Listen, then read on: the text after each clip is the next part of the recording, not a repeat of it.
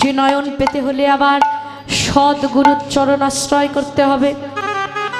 তাই বললেন আগে সদ্গুরুর চরণাশ্রয় করো। সদ্গুরু কৃপা বলে যদি তোমরা গৌরূপ দর্শন করতে পারো তাহলেই তোমাদের আনন্দ হবে। তাহলে সদ্গুরুর চরণ আমাদের আগে আশ্রয় করতে হবে, কারণ এই সদ্গুরুর চরণ আশ্রয় ছাড়া সাধনায় সিদ্ধি লাভ সম্ভব নয়। রামকৃষ্ণ পরমহংসদেব একদিন স্বামী বিবেকানন্দকে বলেছিলেন, নরেন, জীবনে সদ্গুরুর চরণ আশ্রয় দরকার, সদ্গুরু কৃপা ছাড়া সাধনায় সিদ্ধি লাভ হবে না।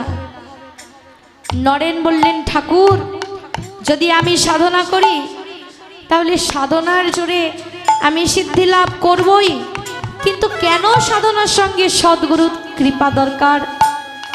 ঠাকুর বললেন, নরেন, একবার ভালো করে তাকিয়ে দেখ, গঙ্গা দিয়ে একটা স্টিমার যাচ্ছে। এই স্টিমারটা এখান থেকে চন্দননগর যেতে কত সময় লাগবে? নরেন বললেন 6 ঘন্টা। তাহলে পাশ দিয়ে আরো একটি ডিঙি নৌকো যাচ্ছে, তাহলে ডিঙি নৌকোটা কতক্ষণে চন্দননগর পৌঁছবে? নরেন বললেন, ডিঙি নৌকা তো আস্তে আস্তে যায়, স্টিমার জোরে জোরে যায়, তা যদি স্টিমার 6 ঘন্টা সময় লাগে তাহলে ডিঙি নৌকোর সময় লাগবে 10 ঘন্টা। আচ্ছা বেশ, তাহলে আমি যদি ওই স্টিমারটা, ডিঙি নৌকা আর স্টিমার যদি একসঙ্গে বেঁধে দেই তাহলে কতক্ষণে ওই ডিঙি নৌকো পৌঁছবে? নরেন বলতে লাগলেন, ঠাকুর, এত সহজ একটা প্রশ্ন করলে, আরে যদি স্টিমারটার সঙ্গে ডিঙি নৌকাটা বাঁধা হয় তাহলে ডিঙি নৌকাটাও তো স্টিমারের গতিতে চলে যাবে। ঠাকুর বললেন, নরেন, আমি বুঝতে পেরেছি, তুই বুঝতে পারিসনি। যদি ডিঙি নৌকা স্টিমারের সঙ্গে বাঁধবার পর ডিঙি নৌকা যদি স্টিমারের গতিতে যায়, ঠিক তেমনি তুই একা সাধনা করে কখন সাধনায় সিদ্ধি লাভ করবি? কিন্তু তোর সাধনার সঙ্গে যদি একটুখানি সদ্গুরুর চরণ, সদ্গুরু কৃপা লাভ হয়, তুই অনায়াসে ভব সিদ্ধ লাভ করবি।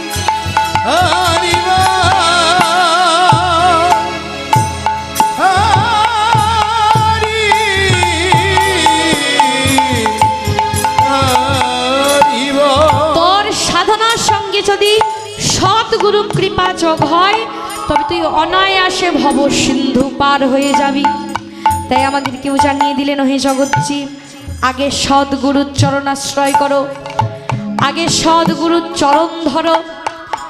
যদি সদ্গুরু কৃপা লাভ হয় তাহলে সেই সদ্গুরু কৃপা বলে তোমরা গৌররূপ দর্শন করে গৌররূপের চরণে তোমরা আত্মনিবেদন করো, তাহলেই তোমাদের নিরানন্দ দূর হয়ে প্রেমানন্দ উদয় হবে।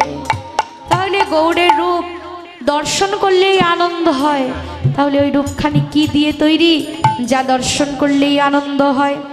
অমনি বললেন, গৌরের রূপ কি দিয়ে তৈরি জানো? ও সে প্রীতি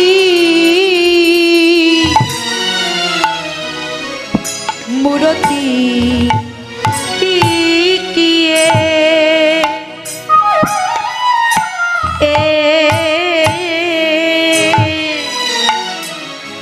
ওরে রূপ স্বরূপ ধর, যে প্রীতি মূরতি গিয়ে হে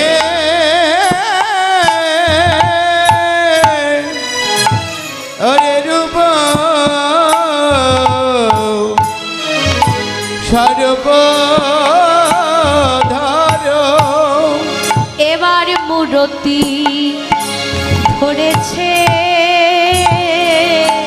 মূরতি ধরেছে,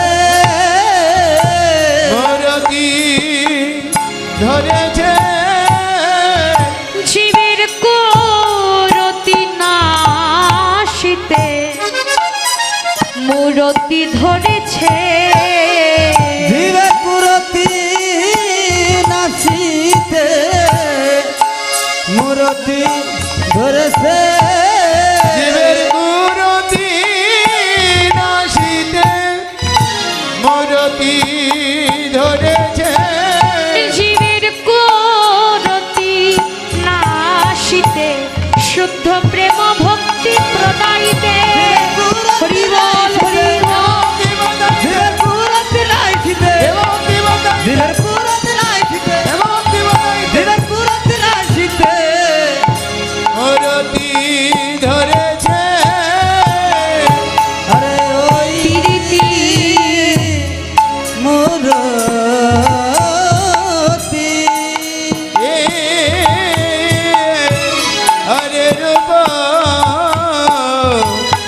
সর্বধার মহাপ্রভু আজকে আমার প্রীতি রসের মূরতি ধরেছে।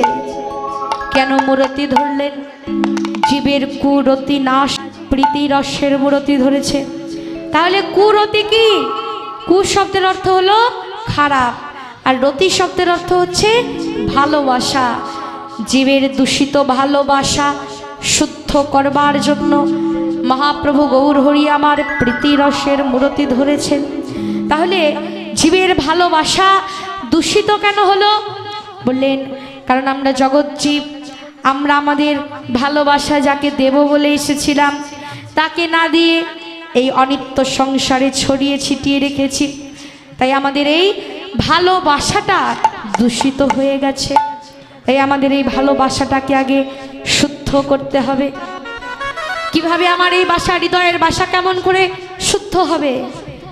আমার এই চিত্তরূপ দর্পণ মলিন হয়ে গেছে, এই দর্পণকে আগে মার্জন করতে হবে। তাই বললেন কুমুদ বলে ওরে গদা আমার কথা ধর, আমার আধার করবি যদি ভালোবাসা ভালোবাসা আগে তো বাসা ভালো কর। বাসা ভালো হরি বল হরি বল।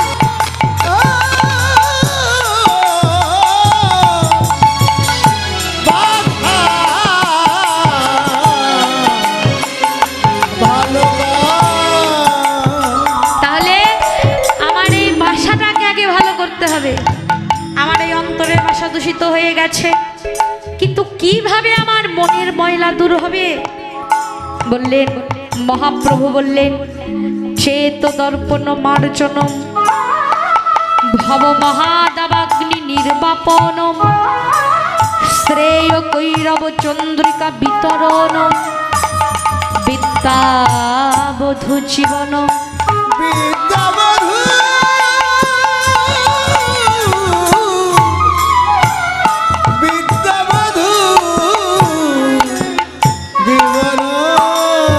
আনন্দম বুদ্ধি বর্ধনম প্রতিপদে পুণ্যামৃত আস্বাদনম সর্বোত্তম স্নপনম পরম বিজয়তে শ্রীকৃষ্ণ সংকীর্তন। হরি বল হরি বল।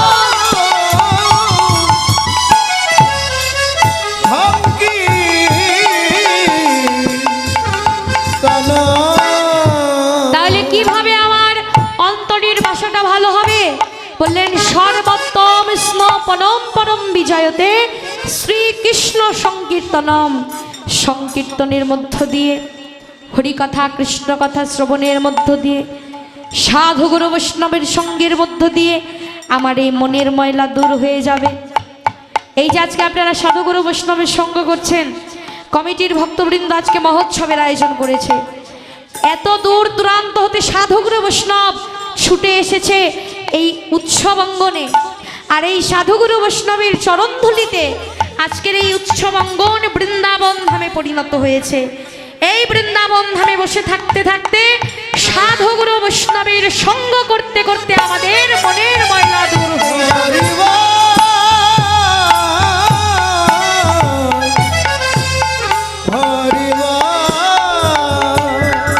তাই আজ মহাপ্রভু গৌর হরি আমার নিজেই প্রীতি রসের মূরতি ধরেছেন জীবের কুরতি নাশ করবার জন্য।